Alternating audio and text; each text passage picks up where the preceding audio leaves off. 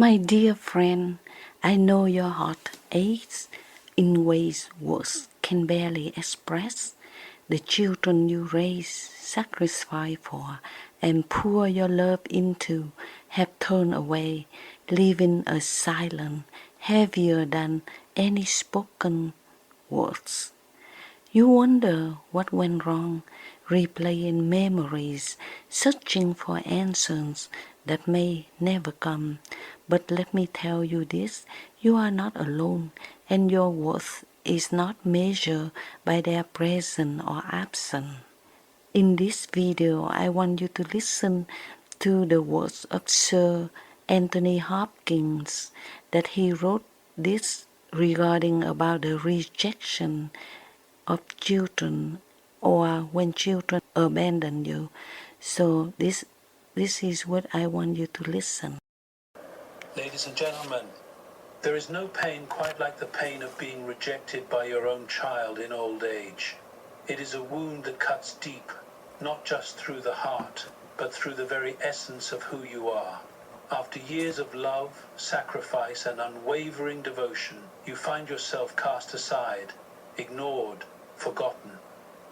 You replay the memories, the laughter, the sleepless nights, the endless support, and wonder, how did it come to this? But what if I told you that this rejection, as painful as it may be, is not the end of your story? What if I told you that within this very moment of abandonment lies a profound and unexpected blessing, a chance to rise, to rediscover yourself, to find a strength that no one, not even the child who walked away, can take from you? Stay with me, because what you are about to hear will change the way you see rejection forever. There is a moment in life that shakes us to the core, a moment that strips away the illusions we once held about love, loyalty, and the permanence of relationships. It is the moment when a child, a person you raised, nurtured, and sacrificed for, turns away from you. The silence is deafening, the absence is haunting, and the pain, it cuts deeper than words can ever express. You replay memories in your mind, the laughter, the late nights tending to them when they were sick, the sacrifices made without hesitation.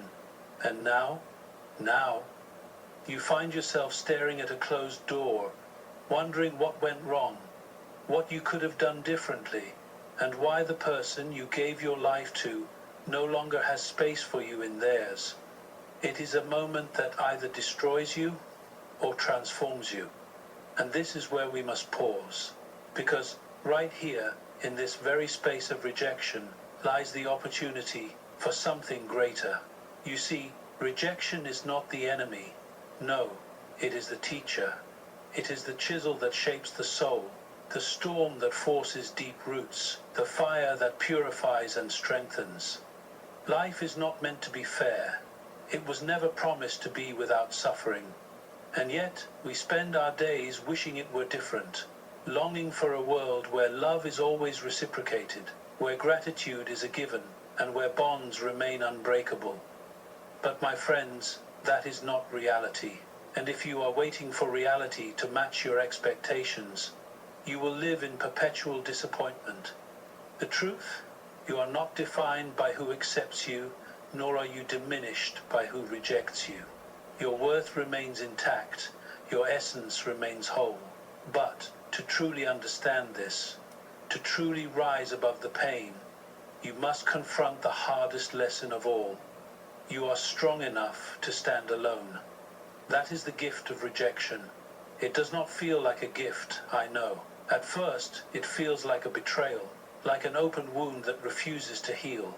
But if you look deeper, if you lean into the discomfort, you will see it for what it truly is, an invitation to discover the strength you never knew you had, an invitation to rise above dependency, an invitation to become something greater than you ever imagined. Because here is the truth. If love is given conditionally, it was never real love to begin with. And if someone can walk away from you, let them. Not because you are unworthy, not because you have failed, but because their absence makes room for your presence, to grow stronger. Think of the greatest figures in history, the ones who stood tall despite being abandoned, misunderstood, and cast aside. Were they broken by it? No. They became legends not because life was kind to them, but because they refused to be defeated by it. They endured rejection, but they did not let rejection define them. And that is your choice now. You can let this pain consume you, or you can let it shape you into something unshakable. But here's where it gets even more profound. Rejection is not just about endurance. It is about understanding what you can and cannot control. Because, let's be honest, how much time have you spent trying to change something that is completely outside of your power? How many nights have you stayed awake, analyzing every word, every moment, every decision, trying to find the point where everything shifted? But here is a truth you must accept. You do not control how others choose to love you, how they value you, or whether they choose to walk alongside you. What you do control is how you respond, how you rebuild, and how you rise. The Stoics had a principle, one so simple yet so powerful, that if you truly understood it, you would never suffer in the same way again. Focus only on what is within your control and let go of everything else. Because when you waste energy trying to change what is unchangeable, you rob yourself of the power to transform what is within your reach. Yes, you are in pain. Yes, you have been hurt. Yes, the absence of your child may feel like a gaping hole in your heart. But understand this, you are still here. You are still breathing. You are still capable of joy, of love, of meaning. But only if you let go of the need for others to validate your existence. Pain is a teacher, not a prison. And in rejection, there is something extraordinary waiting for you, a chance to finally understand that your peace, your happiness, your very essence do not belong in the hands of anyone else. There is a moment in life when you must ask yourself a difficult question.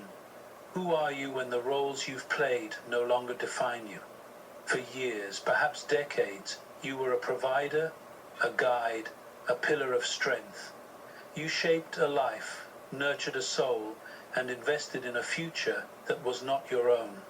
You gave, not because you had to, but because love demanded it. And now, when the time comes to reap the fruits of that love, you find yourself standing alone. Not because you did something wrong, not because you failed, but because life has a way of shifting in directions we never anticipated. And so, here you are, staring into the silence left behind by a child who no longer walks beside you. You could fill that silence with regret, with bitterness, with an endless cycle of why and how and what if. But what if I told you that this silence is not emptiness, that within it lies an answer far greater than the one you were searching for? Because there is something liberating about being stripped of expectations. It forces you to see yourself, perhaps for the first time, as something more than a parent, more than a caregiver, more than someone who once belonged to a family that no longer looks the same. It forces you to recognize that your existence does not hinge on the presence or approval of another.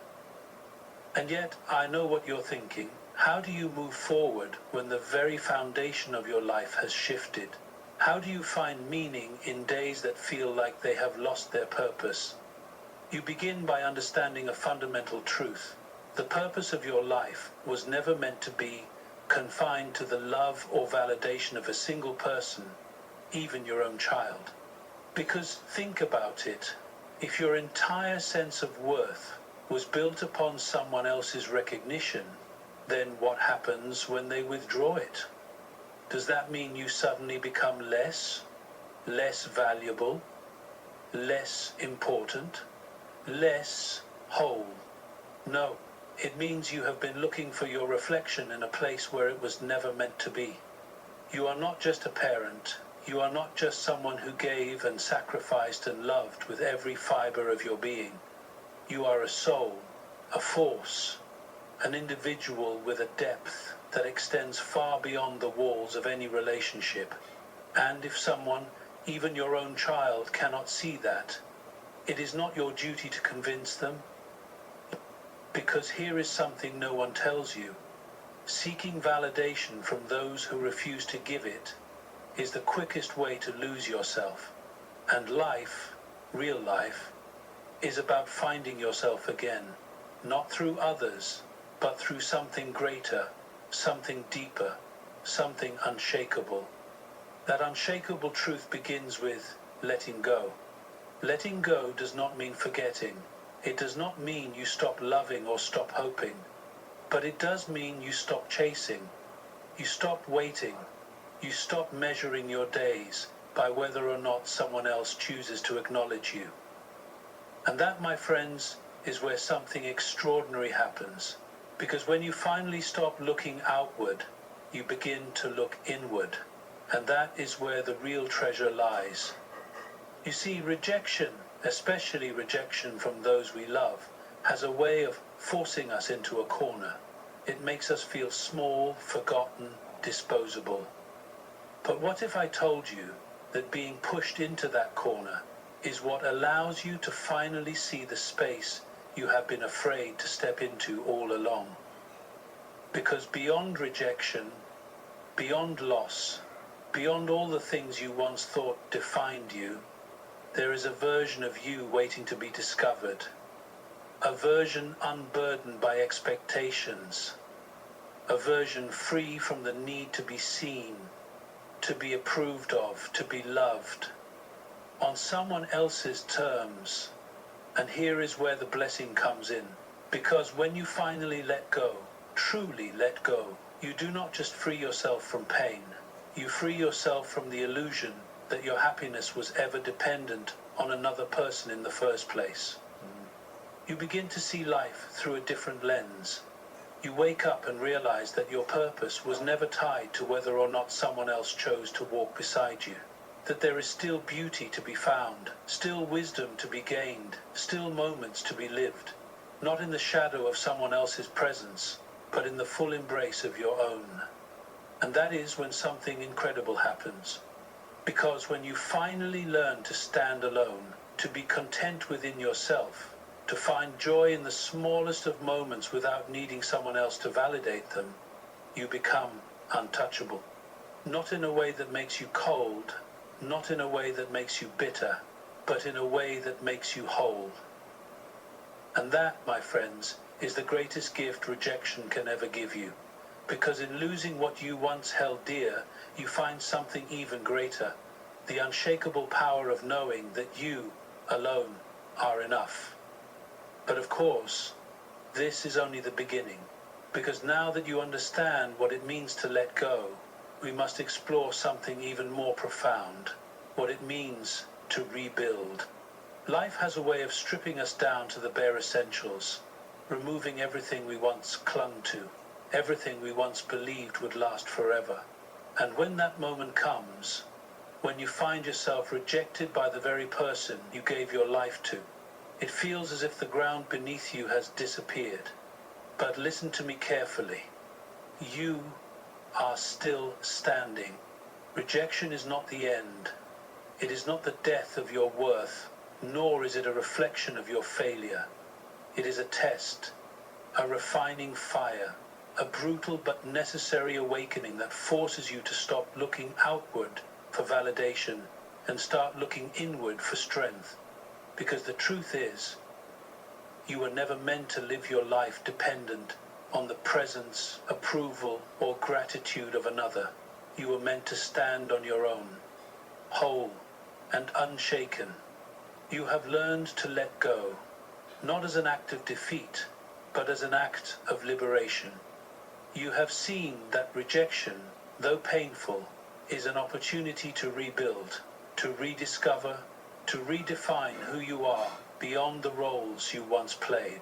And most importantly, you have come to understand that your peace, your happiness, and your purpose were never meant to be in someone else's hands. So, take a deep breath, lift your head high, walk forward not as someone who has lost, but as someone who has been set free. Because, my friends, Rejection is not the closing of a door, it is the opening of a new path. And that path leads to a version of you that no one, not even the child who turned away. And that, my friends, is the greatest blessing of all.